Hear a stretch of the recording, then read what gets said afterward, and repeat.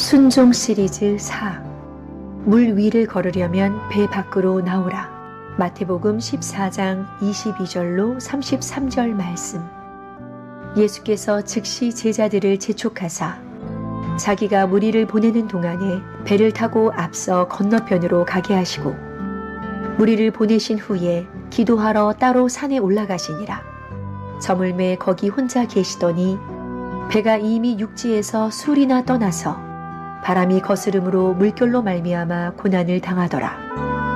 밤 사경에 예수께서 바다 위로 걸어서 제자들에게 오시니 제자들이 그가 바다 위로 걸어오심을 보고 놀라 유령이라 하며 무서워하여 소리 지르거늘 예수께서 즉시 이르시되 안심하라. 나니 두려워하지 말라.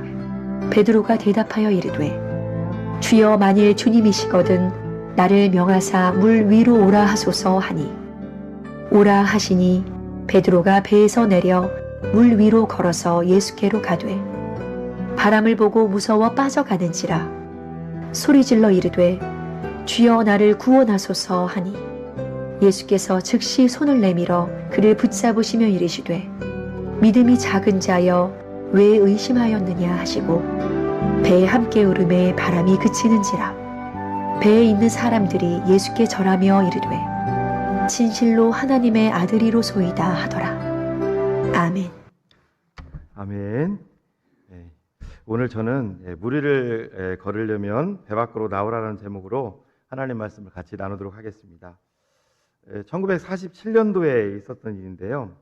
이스라엘에 가면 그 예루살렘 근처에 사해바다라고 있습니다. 아마 갔다 오신 분들도 계실 텐데 이 사해바다에 저도 가봤습니다만 동굴들이 많이 있고 또 거기에 이제 목축업을 이제 하고 있는데 이 목축업을 하는 사람들을 이스라엘에서 베두인 목동들이라고 부릅니다. 근데 이 베두인들이 양을 치다가 한 그 베두인 목동이 양을 한 마리를 이제 잃어버렸어요. 그래서 혹시 동굴 속에 이제 양이 숨었나 보려고 다니면서 이제 찾고 있는 거죠. 근데 이제 아무래도 동굴이 이제 밑에 이제 그 얕은 쪽에 있는 동굴은 직접 들어가서 볼 수 있습니다만 쿰란 지역에 가면은 이제 절벽 같이 생겨가지고 동굴이 좀 위에 쪽에 있는 경우가 있거든요. 저렇게 뚫려 있는 경우 그런 경우는 이제 왔다 갔다 하기가 그러니까 혹시 양이 그쪽으로 이제 들어갔나 보려고 돌멩이를 이제 던지는 거죠. 돌멩이를 어느 동굴에서 던졌는데 그 양 울음소리가 놀라서 나야 되는데 쨍그랑 소리가 났습니다. 그래서 아마 이 얘기를 좀 들으셨을 거예요. 이 동굴 속으로 들어가 보니까 흙으로 만든 그 항아리들이 거기에 많이 있었습니다. 그리고 뚜껑이 있고 이제 뚜껑을 벗겨 보니까 그 안에 두루마리가 이제 있는 거예요. 두루마리. 그 양의 그 가죽을 이어붙여서 만든 두루마리. 그리고 그때 당시는 이제 종이가 없다 보니까 두루마리가 있고 거기에 뭔가 써 있는 거예요. 근데 베두인 목동들은 뭐 지금도 그렇습니다만 1947년도에 뭐 글을 배우고 또 이런 사람들은 아니죠. 그것을 그냥 있나 보다 예사롭지 않게 생각하고 두루마리 몇 개를 갖다가 어떤 용도로 사용을 했냐면 여러분 이게 몽골 같은 데 가보면 그 양을 치는 사람들 보면은 그 천막 있잖아요. 천막. 그죠? 천막. 그 베두인 목동들도 그걸 이제 뭐 몽고 천막하고는 다릅니다만 그 천막을 쳐서 이제 거기서 이제 주택으로 이제 삼고 있는데 바람이 불으면 아무래도 천막이 훼손될 수 있으니까 그 두루마리가 이제 무겁잖아요. 그걸 갖다가 천막이 바람에 날아가지 않도록 이게 천막을 고정하는 용도로 사용을 한 거예요. 오랫동안. 시간이 흘렀습니다. 그 사해 지역에 그 쿰란 지역을 탐사하기 위해서 유럽에서 고고학자들이 왔는데 그 천막을 고정하는 걸 보니까 뭔가 예사롭지 않거든요. 그래서 그들에게 이제 헐값에 그걸 샀습니다. 사서 보니까 성경이에요. 놀랍게도 여러분 그 성경이 이제 우리가 보는 건 이게 이제 다 사본이고 성경 원본은 없죠. 근데 뭐 여러 성경들이 그때 당시에도 맞소라 사본이라든가 이제 전해 내려오는데 이게 놀랍게도 세계에서 가장 현존하는 가장 오래된 사본이에요. 사해 사본이라고. 안티 크리스천들이 난리가 났습니다. 야, 드디어 기독교가 허구라는 것을 밝힐 수 있는 중요한 증거물이 생겼다. 그래서 이 안티크리스천들이 성경이 오랫동안 구전되어 오면서 많이 이렇게 편집됐을 거다. 1947년도에 그렇게 생각을 했어요. 그 사해사본을 이제 탄소연대를 측정해 보니까 굉장히 오래전에 쓰여진 거예요. 근데 놀랍게도 그때 그 말씀이 지금 말씀과 똑같아요. 이게 하나님의 말씀이라는 것이 증명이 되는 순간이죠. 여러분, 그 사회사본은 뭐 지금 아시겠지만 그거 뭐 어떤 걸로도 그 비교할 수가 없죠. 그 가치는. 근데 베두인 목동들은 뭐예요? 그걸 가지고 그 자기 천막을 고정하는 용도로 사용을 했다는 거예요. 우리도 마찬가지입니다. 똑같은 복음, 똑같은 믿음을 우리가 갖고 살아가지만 어떤 사람들은 마치 베두인 목동이 천막을 고정하는 용도로 쓰듯이 너무나 빈약한 가치로 그것을 간직하며 살고 있는 분들이 계세요. 그러나 어떤 분들은 여러분 사도 바울과 같이 복음을 위해서 그 바울이 그런 얘기를 했잖아요. 나는 예수 그리스도의 복음을 위해서라면 내 생명까지도 아끼지 않겠다. 생명 이상으로 복음을 위해서 달려가는 사람이 있다는 거죠. 여러분, 저는 오늘 이 말씀을 좀 보면서 우리가 하나님 앞에 순종을 한다는 것이, 우리가 주님의 도구로 쓰임 받는다는 것이 얼마나 값지고 귀한 일이라는 것을 한번 되짚어 보기 위해서 오늘 순종 시리즈 네 번째를 준비를 했습니다. 여러분, 제가 지금 들고 있는 이 컵, 꼭 이게 뚜껑이 야구공이라고 생각을 해봅시다. 아마 야구공 뭐 우리가 마트에서 사면은 비싸야 몇만 원일 거예요. 근데 여러분, 전설적인 미국의 그 야구왕 베이브 루스 같은 사람이 사인을 한번 하잖아요. 그럼 이것은 몇만 원 가치가 있는 게 아니라 몇십억도 가는 거예요. 오늘 우리도 마찬가지입니다. 여러분, 똑같은 그리스도인들이지만 우리가 누구를 믿고 누구의 손에 붙들려 산다는 것은 확연한 차이가 있겠죠. 오늘 본문이 우리에게 주는 교훈이 있습니다. 첫째는요, 예수 그리스도를 내가 만든 틀에 가두어서는 안 된다는 거예요. 우리 각자에게는 다 틀이 있습니다. 예수님을 내가 만든 틀에 가두어서는 안 된다는 겁니다. 자, 오늘 14장 22절과 23절을 좀 다시 제가 읽어볼게요. 예수께서 즉시 제자들을 재촉하사 자기가 무리를 보내는 동안에 배를 타고 앞서 건너편으로 가게 하시고 무리를 보내신 후에 기도하러 따로 산에 올라가셨다. 지금 이 오늘 본문을 보면 예수님이 뭔가 급하게 뭐 어떤 일을 진행한 걸 보여요. 이제 세 가지를 진행했거든요. 무리들을 흩어보냈어요. 여기는 흩었다는 말은 안 나오는데 무리들을 다 흩으셨어요. 그리고 제자들의 배를 태워서 갈릴리 바다 건너편으로 가게 했어요. 그리고 예수님은 따로 산에 기도로 올라갔어요. 왜 예수님이 이렇게 행동을 하셨을까? 이유가 있습니다. 오늘 말씀 앞부분을 보면 어떤 사건이 있어요? 오병이어 사건이 있습니다. 여러분, 오병이어 사건 우리에게 필요하죠. 그렇죠? 정말 힘들고 어려울 때 오병이어 사건은 굉장히 우리에게 중요한 거죠. 근데 여러분, 예수님이 이 땅에 오신 것은 오병이어 사건이 주된 목적이 아니라는 거예요. 여러분, 예수님이 이 땅에 오셔서 오병이어를 행하시니까 거기에 모였던 군중들이 아주 어떻게 볼까? 군중들이 완전히 그냥 그들이 뒤집어진 거죠. 우리는 그 현장에 없었습니다만 성경에 보면 장정만 5천 명이라 그랬잖아요. 그러면 여자와 아이들 포함해서 한 2만 명 이상이 거기서 오병이어 기적을 체험했을 거예요. 여러분, 오병이어 기적은 예수님과 제자들이 같이 동역을 했습니다. 오병이어 사건을 그들이 경험을 하면서 무리들이 어떤 생각을 했을까요? 야, 우리가 이분을 임금으로 삼으면, 우리의 왕으로 삼으면 앞으로 먹을 것 걱정은 없겠다.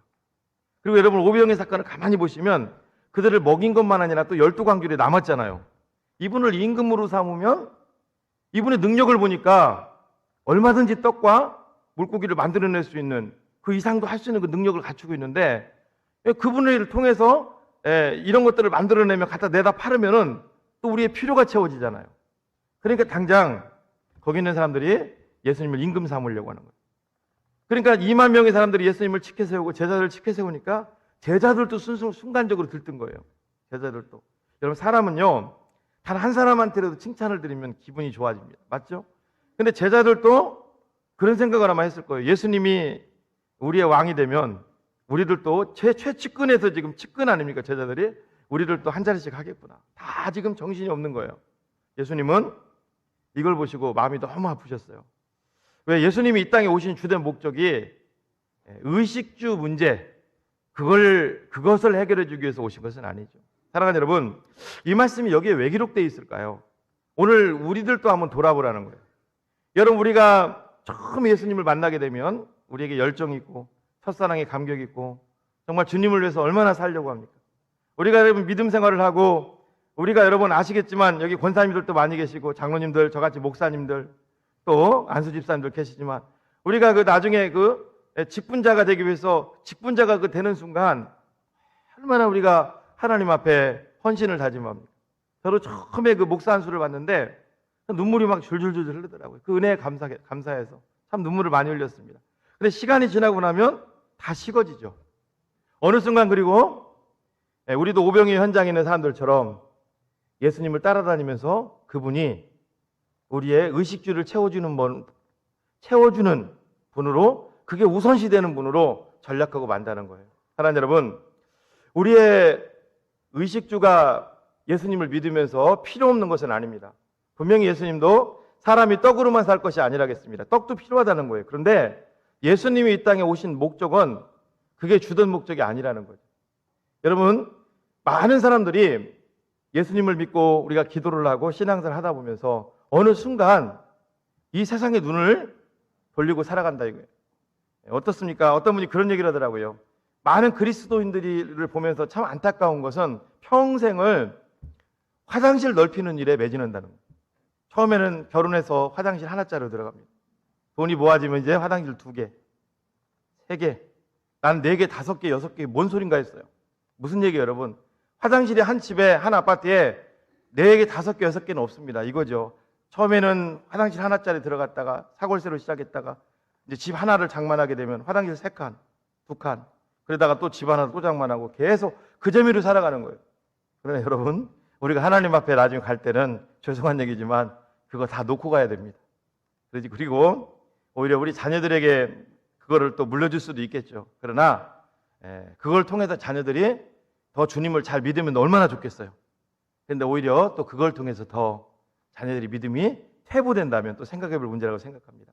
사랑하는 여러분, 예수님은 인간의 삶에 갇히는 분도 아니고 인간의 틀에 좌지우지되는 분도 아닙니다.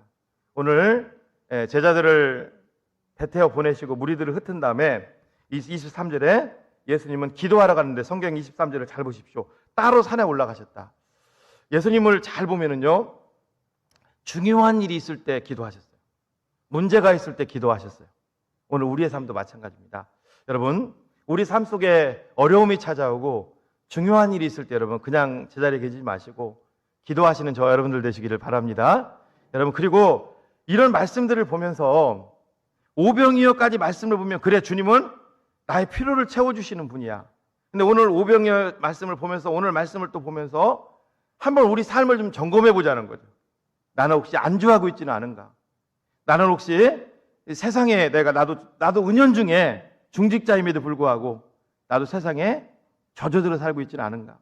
여러분, 예수님은 이것을 알려주시기 위해서 예수님은 한 가지 또 이적을 행하십니다. 우리 24절과 25절을 제가 읽겠습니다. 배가 이미 육지에서 술이나 떠나서 바람이 거스름으로 물결로 말미암아 고난을 당하더라. 밤 사경에 예수께서 바다 위로 걸어서 제자들에게 오셨다. 성경이 이렇게 기록하고 있습니다. 초저녁에 아마 다 흩으시고 배 태워 보냈을 거예요. 근데 풍랑이 일어나도 배가 나가질 않는 거예요. 노젓는 배니까 안 나가겠죠. 여기 보니까 밤 사경에 예수님이 바다 위로 걸어오셨다. 여러분, 밤 사경은 노마 시간입니다. 3시부터 새벽 3시부터 6시. 그럼 무슨 얘기예요? 초저녁에 출발한 배가 오랫동안 앞으로 나가지 못하고 갈릴리 바다에서 계속 맴돌고 있었다는 거죠. 그때 놀랍게도 예수님이 바다 위를 걸어서 오세요. 여러분, 이건 뭐를 의미할까? 저도 생각을 여러 가지 말씀을 좀 묵상을 해봤습니다. 뭐를 의미할까? 우리 이거는 여러분 우리가 풍의적으로 해석을 안 해도 그대로 풀 수 있죠. 예수님은 여러분, 사람은 바다 위를 걷지를 못하죠. 그렇죠? 사람은 자연 법칙에 순응하며 살게 돼 있어요. 그렇잖아요? 근데 바다 위를 걸었다는 것은 자연 법칙을 뛰어넘는 거죠. 할렐루야. 여러분, 예수님을 임금으로 삼으려고 하는 것도 자연 법칙이에요. 어떤 틀을 놓고 거기 딱 이분을 임금으로 앉히고 이분을 통해서 우리는 편안한 삶을 누리겠다는 거예요. 근데 예수님이 바다 위로 걸어오시는 이 사건을 통해서 우리에게 보여주시는 게 있어요. 뭘까요? 예수님은 인간의 틀에 갇히는 분이 아니에요. 할렐루야. 예수님은 인간이 만든 그 틀에 갇히는 분이 아니에요. 여러분, 절대로 여러분, 하나님을, 우리 주님을 여러분들이 틀에 고정해 놓고 그 틀 속에서 주님을 가두려고 하지 마십시오. 우리 주님은 그 틀을 넘어서는 분인 줄로 믿습니다. 모든 우주 만물을 창조하신 분이고, 그리고 바람과 바다도 그분의 말씀 앞에 순종할 정도로 모든 우주 만물을 지금도 다스리고 계시는 분인 줄로 믿습니다. 여러분 꼭 기억하십시오. 믿음 생활 오래 하다 보면 내 틀에 하나님을 가둬요.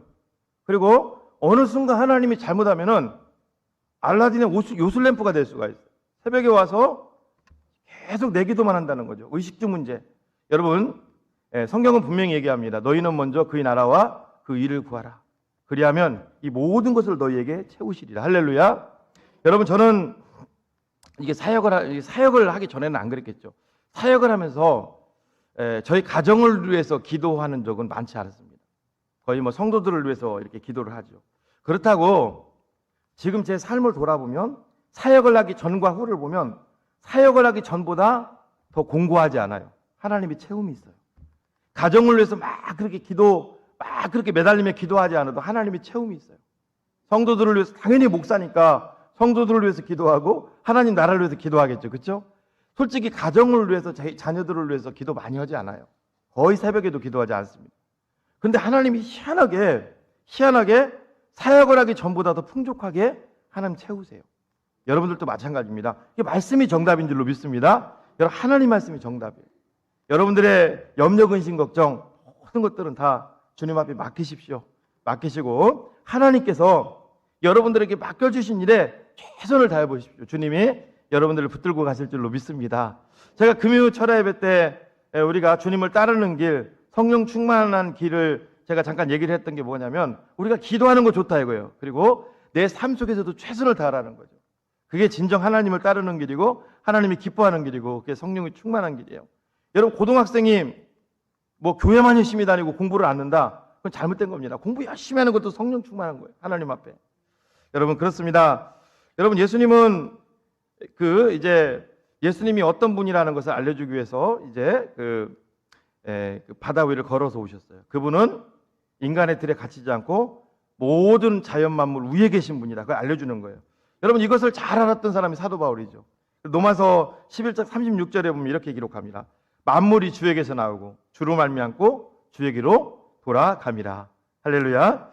빌립보서 2장 6절부터 8절도 내 읽어볼게요. 그는 근본 하나님의 본체시나 하나님과 동등됨을 취할 것으로 여기지 아니하시고 오히려 자기를 비워 종의 형체를 가지사 사람들과 같이 되셨고 사람의 모양으로 나타나사 자기를 낮추시고 죽기까지 복종하셨으니 이는 곧 십자가에서 죽으십니다. 그렇습니다. 우리 주님은 갇히는 분이 아니에요. 모든 만물 위에 계신 분입니다. 여러분 예수님이 바다 위를 걸어서 오시니까 어떤 일이 일어납니까? 14장 26절을 보니까 제자들이 그가 바다 위로 걸어오심을 보고 놀라 유령이라 하며 무서워하여 소리를 질렀어요. 그때 예수님이 27절 말씀 같이 읽어볼까요? 시작. 예수께서 즉시 이르시되 안심하라 나니 두려워하지 말라. 여러분 이것도 뭐를 의미하는 걸까요? 이 말씀도 그냥 위로하기도 주신 말씀이 아니에요. 지금 제자들이 두려워했어요. 여러분 사람이 두려워하는 것이 특히 성도가 두려워하는 것이 옳은 걸까? 살다 보면 두려워할 수 있어요. 근데 두려움의 출처를 봐야 되죠. 왜 이 땅에 두려움이 생겼나? 언제 두려움이 왔을까? 제가 성경을 보니까 두려움이 처음에 하나님이 에덴 동산에서 사람을 창조하시고 아담을 창조하셨을 때 두려움이라는 내용이 없습니다. 근데 두려움이라는 단어가 딱 생긴 게 창세기 3장 9절 10절을 보니까 생겼어요. 제가 읽어볼게요. 여호와 하나님이 아담을 부르시며 그에게 이르시되 내가 어디 있느냐? 이르되 내가 동산에서 하나님의 소리를 듣고 내가 벗었으므로 두려워하여 숨었나이다. 이게 무서워했다는 말이 이게 헬라어로 포베오 두려워했다는 거거든요. 두려워했다는 말이 처음 나와요. 그러면 이 창세기 3장 9절 앞에 뭐가 있을까요? 죄죠, 죄.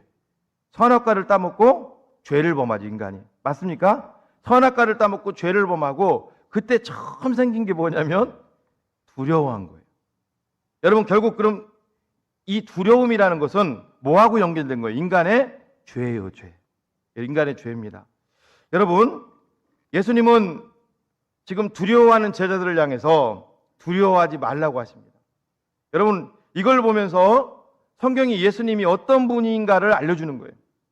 여러분 그분은 인간의 두려움, 인간의 죄를 끊어내실 분인 줄로 믿습니다. 여러분 예수님이 이 땅에 오신 목적은 인간의 죄 문제를 해결하기 위해서 오신 거예요. 믿습니까 여러분? 우리의 죄 때문에 예수님이 오신 거예요. 여러분 성경이 보여주는 것은 여러분 어떤 인간의 위대함도 얘기하지 않고 있습니다. 성경은 처세술을 얘기하는 책도 아닙니다. 성경이 늘 우리가 말씀을 통해서 집중해야 되는 것은 예수님이 누구시냐는 거예요. 여러분 그분은 군중들을 향해서 오병이어 사건도 베풀기도 하지만 궁극적인 목적은 두려움을 해결하기 위해서, 염려, 근심, 걱정을 해결하기 위해서 이 땅에 오신 살아계신 하나님의 아들이신 줄로 믿습니다. 그래서 여러분 아까 우리 장로님도 기도했지만 이사야 44장 1절에 귀한 말씀 있잖아요. 야곱아 너를 창조하신 여호와께서 지금 말씀하시느니라. 이스라엘아 너를 지으신 이가 말씀하시느니라. 너는 두려워하지 말라. 내가 너를 구속하였고 내가 너를 지명하여 불렀나니 너는 내 것이라. 그렇습니다. 사랑하는 여러분, 우리는 두려워하면 안 되는 거예요. 우리는 두려움을 이긴 존재라는 거예요. 여러분 어떻게 할 수 있습니까? 로마서 8장에서 바울이 이것을 잘 쓰고 있어요. 제가 로마서 8장 1절과 2절을 읽어볼게요. 그러므로 이제 그리스도 예수 안에 있는 자에게는 결코 정죄함이 없나니 이는 그리스도 예수 안에 있는 생명의 성령의 법이 죄와 사망의 법에서 너를 해방하였습니다. 그러면서 8장 15절이 되게 중요해요. 8장 15절 여러분 적어놓으셔도 돼요. 자, 읽어볼게요. 너희는 다시 무서워하는 종의 영을 받지 아니하고 양자의 영을 받았느니라. 여러분 예수님의 영이 누구예요? 성령. 우리 속에 여러분 예수님의 영이 성령님이 아니죠. 성령님 우리 속에 계시잖아요. 그죠? 성령님이 계시는 한 우리는 두려워하면 안 될 줄로 믿습니다. 여러분 주님이 오늘 이 예배당에 여러분들을 왜 부르셨겠어요? 여러분 오늘 예배 첫 예배 드린다고 생각하십시오. 우리 아이들 오늘 첫 예배를 오늘 드렸는데 기도도 받는데 오늘 왜 부르셨을까? 아마 여기 많은 분들이 앉아 계시지만 알아있죠. 분명히 여러분들 중에 어떤 문제 때문에 두려워하는 분들 계실 거예요. 염려, 근심, 걱정 때문에 괴로워하는 분들 계실 거예요. 여러분 이 말씀을 듣기 위해서 하나님이 우리를 불러주신 거예요. 사랑하는 여러분, 세상 사람들은 하나님을 모르기 때문에, 그리스도를 모르기 때문에 세상 사람 두려워할 수 있어요. 그러나 하나님의 자녀들은 두려워하지 말아야 될 줄로 믿습니다. 여러분 두려워하지 말라는 것은 이거 명령어입니다. 우리는 두려워하면 안 돼요. 여러분 왜 두려워합니까? 여러분 예수님을 붙잡으시기 바랍니다. 여러분 두려움이 몰려올 때 주님 앞에 나와 기도하십시오. 여러분 두려움이 물러가게 해달라고 기도하시기 바랍니다. 특별히 이제 내일부터 우리가 특별 새벽 기도회를 하게 되는데 여러분 얼마나 우리가 기도할 게 많습니까? 여러분 개인적인 기도도 중요하지만 나라와 민족을 위해서 우리 한국교회를 위해서도 기도할 게 참 많은 것 같아요. 나오셔서 여러분 기도하시고 여러분들의 문제를 가지고 하나님 앞에 나아가시는 저와 여러분들 되시기를 주님의 이름으로 축복합니다. 여러분 우리는 예수님을 믿는 거예요. 예수님은 여러분 두려움을 해결하신 분인 줄로 믿습니다. 죄 문제를 예수님이 해결하신 분이에요. 여러분 오늘도 죄와 또 사망과 염려와 근심과 이런 것들 때문에 여러분 힘들어하는 분들이 계십니까? 예수 그리스도를 붙잡으시기 바랍니다. 제가 예수 그리스도를 붙잡으라고 자꾸 얘기를 하는데 어느 누가 물어보시더라고요. 그게 목사님 뭐냐고. 예수님이 지금 보여야 붙잡죠. 그게 아니라 계속 나오시라는 거예요. 예배 자리에 나오세요. 예배 자리에 나오시고 여러분 예수님을 붙잡으라는 건요. 예수님이 보여야 붙잡죠. 말씀 붙잡으라는 거예요. 믿습니까? 예수님은 말씀이시잖아요. 로고스. 말씀 붙잡으십시오. 늘 가정에서도 큐티하시고 기도하시고 늘 예배 자리에 나오시고 말씀 붙드시면 어느 순간 여러분 두려움이 물러갈 줄로 믿습니다. 이 지금 여기 아마 이 예배당이 불이 환하게 켜져 있습니다. 불을 다 끄면 깜깜하겠죠. 어둠이 꽉 찰 거예요. 이 안에. 여러분 이 안에 있는 어둠을 뭘로 퍼낼 수 있습니까? 아무리 여러분들이 이 어둠을 해결을 안 돼요. 근데 전기 스위치 딱 누르면 그냥 순간적으로 사라져 버려요. 우리 인생도 마찬가지라는 거예요. 여러분 두려움, 염려, 근심, 걱정 이런 것 때문에 괴로워하지 마시고 주님 붙드십시오. 늘 예배 하나만 여러분들이 하나님 앞에 꾸준히 드려보십시오. 그러면 여러분들의 문제가 어느 순간 떠나가게 될 줄로 믿습니다. 이게 하나님이 우리에게 주신 최고의 은총이라는 거예요. 두 번째, 참된 순종은 내 안에 틀을 믿음으로 깨트리는 겁니다. 아까 우리는 틀에 같이 만드는데 이번에는 순종은 내 안에 세운 틀을 믿음으로 깨트리는 거라는 거예요. 자, 예수님이 제자들 앞에 왔을 때 제자들은 유령이라고 이제 지금 놀랬습니다. 두려워했습니다. 이때 28절과 29절에 보니까 베드로가 다른 행동을 보이죠. 제가 읽어볼게요. 베드로가 대답하여 이르되 주여 만일 주님이시거든 나를 명하사 물 위로 오라 하소서하니 오라 하시니 베드로가 배에서 내려 물 위로 걸어서 예수께로 갔다. 여러분 너무나 우리가 잘 아는 말씀이죠. 예수님과 함께 물 위를 걸었던 베드로. 우리 아이들도 잘 아는 얘기입니다. 여러분 이 말씀을 통해서 기독교인들이 이 땅을 살아가면서 순종의 삶을 사느냐 못 사느냐가 판가름 나요. 여러분, 우리가 늘 말씀을 듣잖아요. 근데 제가 볼 때는 100명이 말씀을 들으면 20명도 순종을 제대로 못하는 것 같아요. 80명은 말씀을 듣고 잊어버리던가 말씀을 듣고 순종하지 않습니다. 자, 말씀을 듣고 순종하는 게 왜 이렇게 힘들까? 자, 보십시오. 28절에 베드로에게 믿음이 있었어요. 그리고 주님에게 부탁을 합니다. 주님이시라면 저를 명령해서 바다 위로 걸을 수 있도록 저도 해주십시오. 그때 예수님이 초자연적인 능력으로 어떤 베드로를 배에서 붕 띄워가지고 물을 좀 딱딱하게 만들고 걸게 할 수도 있으셨어요. 그런데 그렇게 하지 않습니다. 주님은 뭐라고 하십니까? 딱 한마디 하세요. 오라 그럽니다. 오라 그런다고. 여러분 잘 보십시오. 오라는 것은 주님의 말씀이에요. 오늘날 교회에서도요, 성도님들에게 예배를 통해서 교회가 하는 일이 뭐냐면 계속 말씀을 던지죠. 그럼 오라라는 말을 들었어요. 그러면 베드로는 뭐 했어요? 그 말씀에 순종해서 가는 거예요. 근데 문제는 지금 베드로가 어디에 있어요, 여러분? 배 안에 있다고. 근데 여러분, 평안한 배 안에 있었어요? 그동안 배가 어땠을까요? 풍랑으로 뒤집혀서 지금 살려달라고 아우성이죠. 다른 선생. 여러분, 배를 아마 타보시고 배가 막 진짜 막 뒤집힐 상황이 있으면요, 더 못 놔요. 뭔 얘기인지 아시겠어요? 더 못 는다고. 더. 이 말씀을 여러분들이 보시면서 잔잔한 바다에 있을 때 그렇게 보시면 안 돼요. 지금 잔잔한 바다에 있을 때 주님이 오셔갖고 야 나와 걷자 그러면 그래도 할지도 몰라요. 뭐 그것도 쉽지 않겠죠. 그런데 지금 어떤 상황이에요? 풍랑으로 인해서 배가 지금 막 뒤집힐 상황이고 앞으로 나가지도 못하는 상황이에요. 그러면 사람은요, 저도 어렸을 때 경험을 했습니다만, 어렸을 때 이제 더 시골이다 보니까 이렇게 조그만 웅덩이 같은 이제 이런 저수지가 있었거든요. 거기에서 동네 형들이 짓궂게 한다고 그 웅덩이 알죠? 거기 깊은 데다가 우리를 빠치는 거예요. 거기서 막 허우적거릴 때 이제 꺼내주거든요.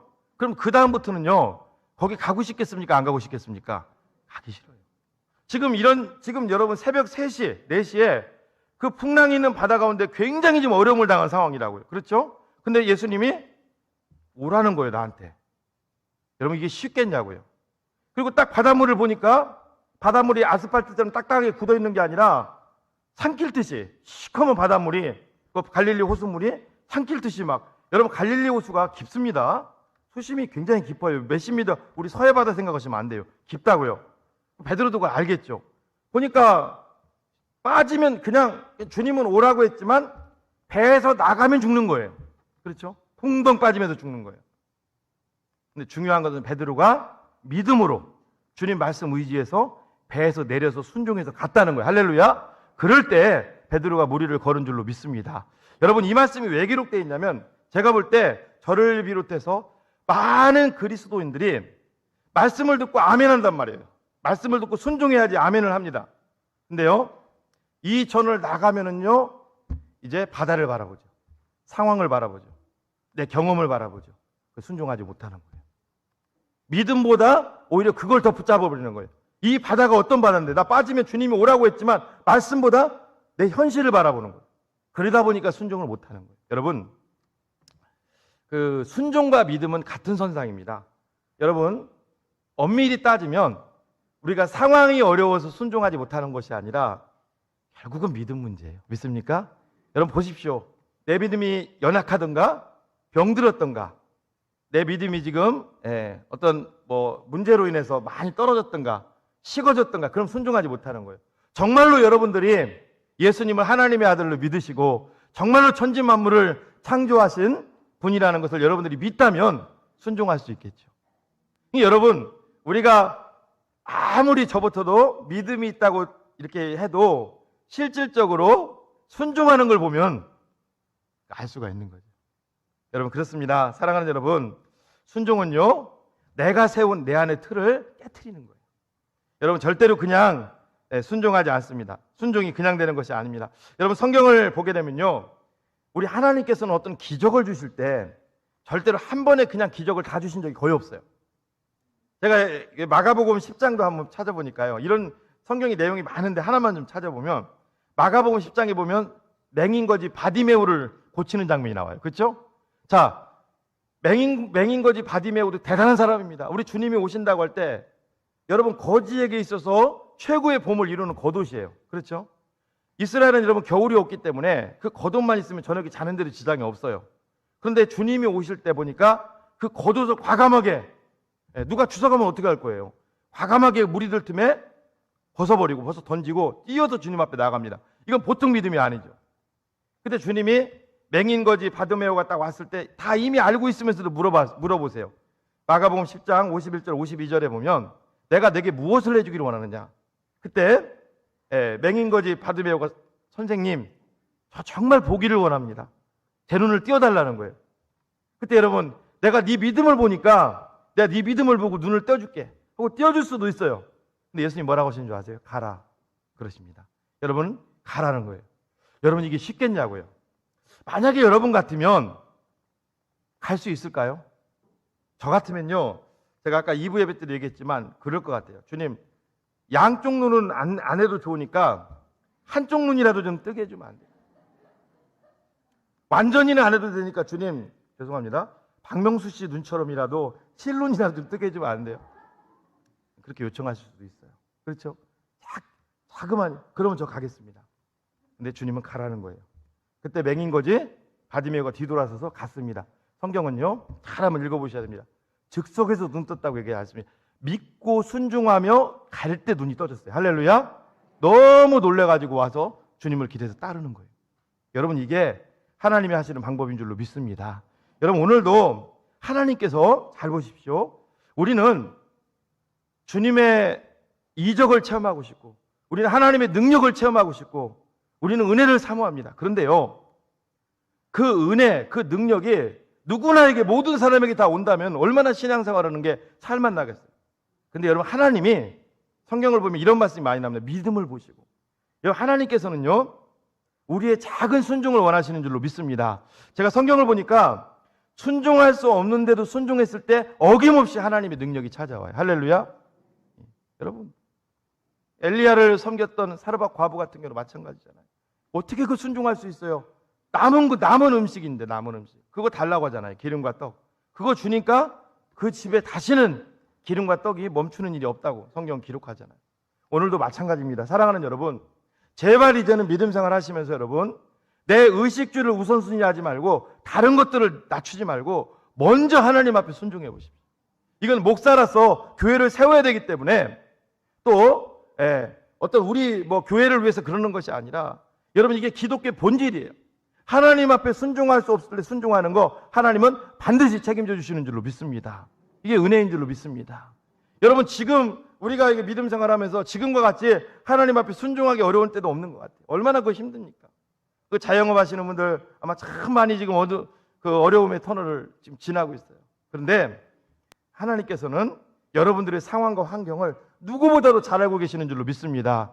이런 모든 상황 속에서 여러분들이 주님 앞에 한번 순종해 보십시오. 베드로가 하나님 앞에 이렇게 순종을 했습니다. 근데 물론 바다를 보고 다시 빠져가긴 했습니다만 이런 순종을 했어요. 오늘도 여러분 순종은 배 밖으로 나온다. 이게 뭔 줄 아세요? 틀을 깨라는 거예요. 틀을. 이건 안 돼. 이것 때문에 안 돼. 이건 안 돼. 뭘 하라고 해도 이것 때문에 안 돼. 그 틀을 과감하게 깨시고 우선순위를 먼저 하나님 앞에 드려보십시오. 주님이 놀랍게 역사할 줄로 믿습니다. 마지막 세 번째, 믿음으로 순종하면 반드시 이 땅과 내세에 하나님의 보상이 있다는 거예요. 30절과 33절을 또 제가 읽겠습니다. 바람을 보고 무서워 빠져가는지라 소리질러 이르되 주여 나를 구원하소서. 예수께서 즉시 손을 내밀어 그를 붙잡으시며 이르시되 믿음이 작은 자여 왜 의심하였느냐. 그리고 배 함께 오름에 바람이 그치는지라 배에 있는 사람들이 예수께 절하며 이르되 진실로 하나님의 아들이소로였습니다.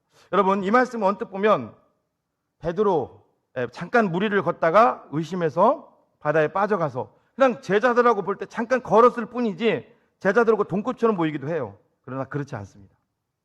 여러분 베드로가 주님의 말씀에 순종해서 무리를 걸었단 말이에요. 그걸 통해서 여러분 세상이 줄 수 없는 그 강력한 믿음을 그 속에 체험하게 되는 거죠. 예를 들면 이거랑 똑같습니다. 우리가 어떤 불치병에 걸렸어요. 그렇죠? 어떤 큰 슬픔을 당했어요.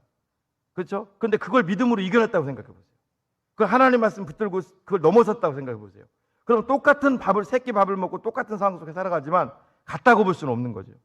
여러분, 저는요 마태복음 14장 여기까지 보면 제자들과 베드로가 동급처럼 보여요. 그런데요 마태복음 16장부터 이제 쭉 가면 갈수록 베드로가 제자들과 다른 모습을 보여요. 자, 마태복음 16장을 보면 어떤 내용이 나옵니까? 예수님이 빌립보 가이사랴 지방에 가서 이런 얘기를 합니다. 제자들에게. 사람들이 나에게 누구라고 얘기하느냐. 그때 거기 있는 사람들이 더러는 세례 요한, 더러는 엘리야, 또 어떤 이는 에레미야나 선지자 중에 하나라고 합니다. 그때 제자들에게 예수님이 물으세요. 우리가 잘 아는 말씀. 그럼 너희는 나를 누구로 보느냐? 그때 베드로가 손을 번쩍 들었죠. 주는 그리스도시요 살아계신 하나님의 아들이십니다. 그때 예수님이 이렇게 얘기를 합니다. 바요나 시므나 내가 복이 있도다. 이를 알게 한 이는 네가 아니라 하늘에 계신 내 아버지시니라. 그러면서 너는 이제 베드로라. 이 반석, 너희 신앙 고백 위에 내 교회를 세우리니 음부의 권세가 이기지 못하리라. 내가 천국 열쇠를 너에게 주겠다. 여러분, 베드로가 그동안의 모습과는 다른 길을 가고 있다는 것을 예수님 이때부터 보여주는 거예요. 물론 베드로가 예수님이 십자가에 못 박힐 때 3번 부인하기도 했습니다. 그러나 여러분 사도행전으로 넘어와 보세요. 베드로는요 이전과는 다른 초대교회사의 초대교회를 대표할 만한 엄청난 인물로 그가 바뀌는 것을 보게 돼요. 그렇죠? 여러분 초대교회 예루살렘 교회 최고 지도자는 베드로 아닙니까? 여러분 이게 우연이겠냐고요. 순종할 수 없는 상황 속에서 베드로가 순종했던 것을 보게 돼요. 여러분 무리를 걸으라고 말씀을 했을 때 오라고 했을 때 베드로가 뭐잖아요. 예수님이 12제자들을 한번 여러분들이 잘 보십시오. 그 사복음에서 나와 있는 이런 순종한 예가 많습니까? 많지 않습니까? 많지 않아요. 저는요 확신합니다. 여러분들이 하나님 앞에 순종할 수 없는 상황 속에서 순종하는 거 주님이 다 보고 계실 줄로 믿습니다. 다 보고 계세요. 여러분 정말로 내 상황이 목사님 내 상황이 얘기를 안 들어서 그렇지 교회를 떠나고 싶고 이렇게 겨우 주일날 교회 나오는 것만 해도 저는 다행으로 생각하는 사람입니다. 그래도 여러분들이 순종해 보십시오. 여러분들이 말씀을 붙들고 믿음으로 순종해 보십시오. 하나님은 여러분들 이 땅에서도 하나님은 보상하시는 분인 줄로 믿습니다. 그리고 천국에서도 보상하세요. 저는요 베드로가 잠깐 걷다가 베드로가 물속에 빠졌지만 그건 대단한 말씀에 대한 순종이라고 생각합니다. 여러분 그 믿음 없으면 정말 주님을 붙드는 믿음 없으면 불가능한 거예요. 저도 몇 번을 얘기를 드렸습니다만 제가 신학을 늦게 하게 된 게 신학을 하라는 말씀은 하나님께로부터 20대 초에 받았지만 그 염려, 믿음이죠. 염려. 아 내가 지금 이 길을 가면 내 앞길은 어떻게 되지? 배우자도 없는데 가진 것도 없는데 나중에 어떻게 되지? 어떻게 목회나 할 수 있지? 그 염려거든요. 염려. 이게 순종이 안 되더라고요. 다른 여러분 염려와 근심 걱정은 두려움은 다 주님 앞에 맡기시기 바랍니다. 여러분 기도하시고 여러분 하나님을 믿는 확고한 믿음으로 앞으로 나가십시오. 여러분 이 교회는요 그냥 주일날 여러분들이 삶을 어떤 그 정리하기 위해서 쉬기 위해서 잠깐 왔다 가는 곳이 아닙니다. 여러분 이 교회는요 이 교회를 통해서 여러분들이 내가 살아야 될 이유를 깨닫는 거예요. 저는요 오늘 이 말씀을 통해서 여러분들이 살아가야 될 이유를 분명히 저도 마찬가지고 확정하셨으면 좋겠어요.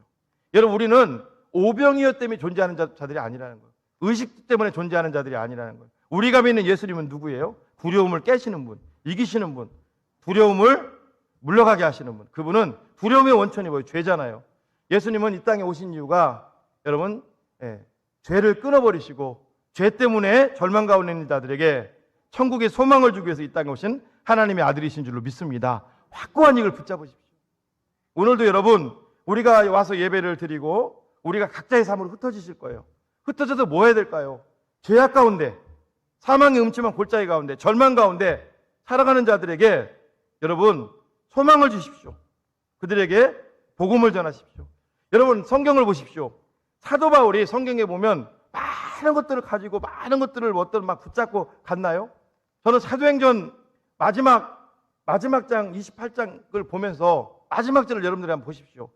사도 바울이 셋집 가택연금 냈잖아요. 셋집에 거하면서도 늘 복음을 전했잖아요. 감옥에 들어가서도 복음을 전하고 어디에 가든지 복음을 전해요.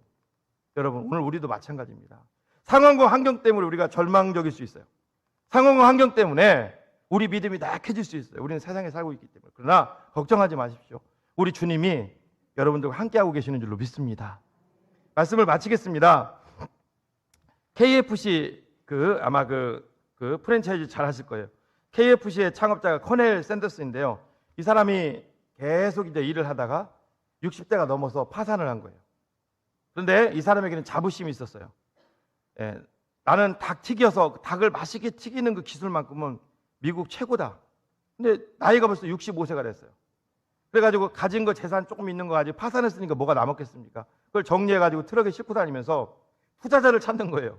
나는 닭 튀기는 것만큼은 65세지만 최고로 이 미국 전역에서 잘 튀길 수 있습니다. 근데 아무도 그 말을 믿어주지 않는 거예요. 나이가 우리말로 뭐 미국은 많으니까 65세면 여러분 66세잖아요.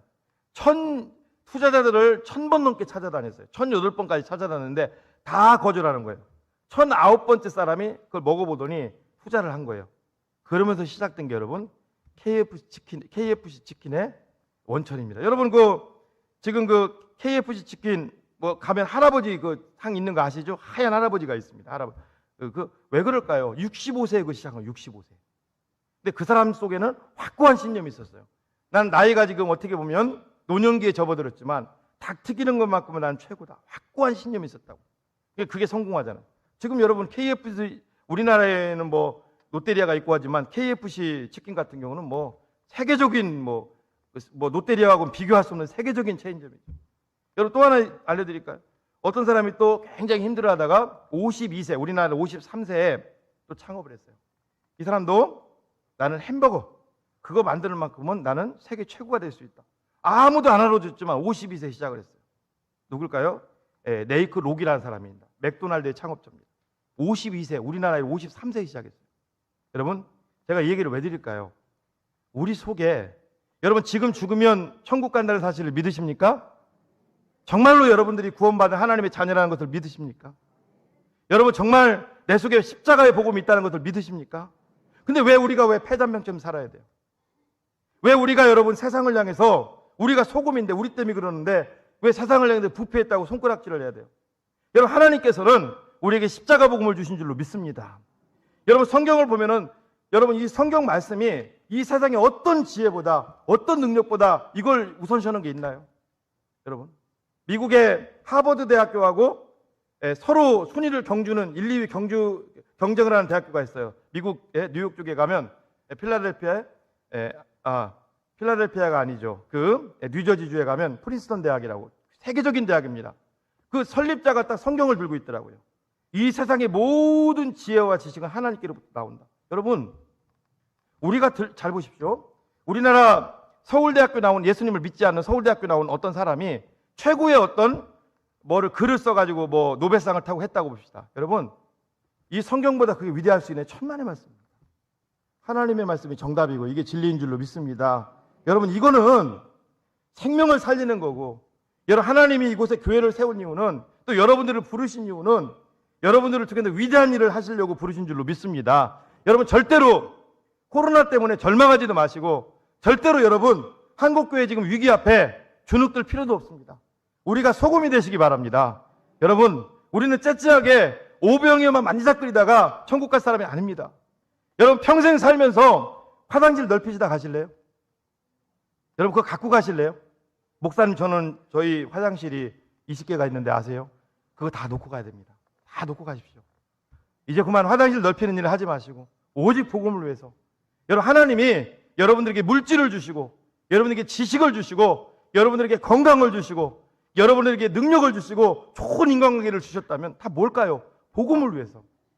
그래서 로마서 1장에 보면 바울이 이런 얘기를 하잖아요. 나는 복음을 부끄러워하지 않는다. 이 복음은 구원을 주신 하나님의 능력이 됩니다. 사랑하는 여러분 우리에게는 할 일이 많이 있습니다. 아직도 우리 민족이 여러분 지금 기독교 1000만 시대는 옛날 얘기고요. 지금 700만 그럼 5천만 인구라잖아요. 그리고 아직도 4,300만이 예수님을 몰라요. 예수님을 몰라서 뭐에 사로잡혀 있어요? 죄에 사로잡혀 있습니다. 두려움에 사로잡혀 있습니다. 염려하고 근심하고 우리도 똑같이 그런 길을 가면 어떻게 할 거예요? 우리는 그들을 변혁시키라고 하나님이 세워주셨는데 우리도 똑같이 염려하고 근심하고 걱정하고 교회 나와서는 마귀는 계속 그걸 갖다 줘요. 예수님 붙들지 못하게 만듭니다. 여러분 예배 자리에 나오십시오. 교회의 생명은 예배인 줄로 믿습니다. 예배 자리에 나오십시오. 여러분 우리가 늦게 일어나면 온라인도 하시고 하여튼 예배 자리 계속 나오십시오.